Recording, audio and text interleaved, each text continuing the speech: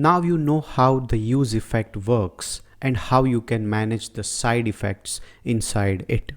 We have seen only one state though, but you generally have multiple states in a regular program. And in such cases, let's check what is the behavior of use effect. I will add one more state here, the flag one, which we have been looking at. So I'll say use state, and this is going to be true.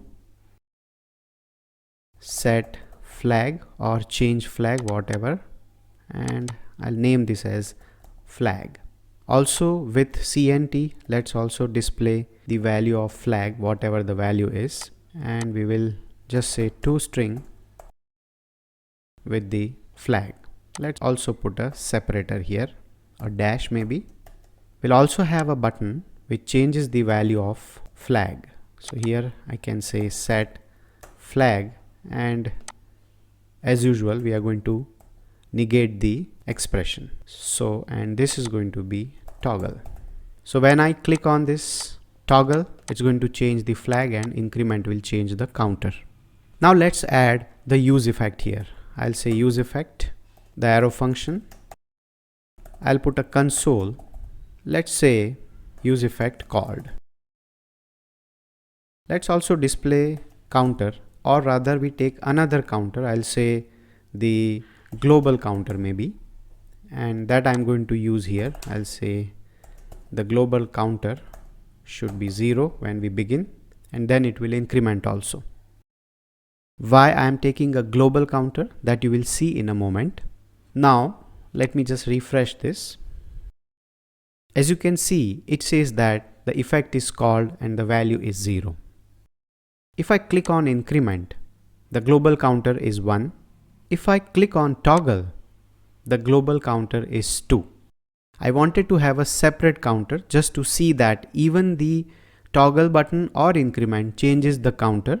So we do not want the same counter. That's the reason why I have taken a separate counter. Again, I'll repeat this process, and you will see that every time the use effect is called. So the use effect is called every time there is a re-render.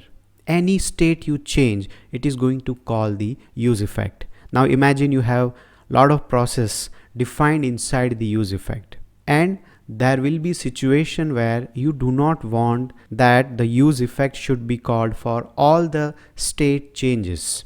Now in some cases, every render calling use effect may not be required, or at least you can stop in some cases.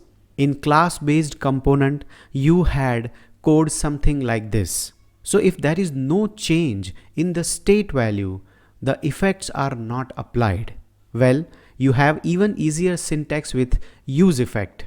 The syntax we have seen so far takes one arrow function, but it also takes one more optional array as parameter like this. If the state mentioned in this array is not changed, React will skip the effect. Let's try this practically. In this case, I want that only when the counter changes, the use effect should be called. So for M flag, we are skipping the effect call when the render is executed. So now observe this. I click on the increment, the use effect is still getting called, and we are seeing the message at the bottom.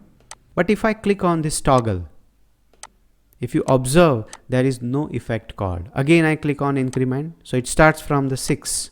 You see this? This is the difference.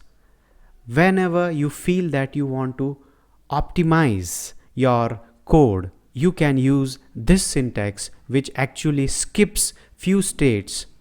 So in a way, you are skipping the effects on your choice by giving the list of states here. Remember, we just have given one state, but you can add a comma and you can give multiple states. So only for those states which you have mentioned in this list will be watched for, and rest of the states are skipped for the effects. If you are looking for front-end full-stack opportunities in the US, Anak Technologies can help you find your next big project.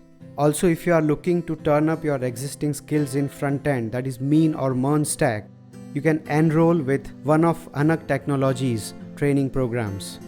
Anak Tech is supporting my initiative to bring more up-to-date technical tutorials specially crafted for viewers like you. Check out the links in the description for more details.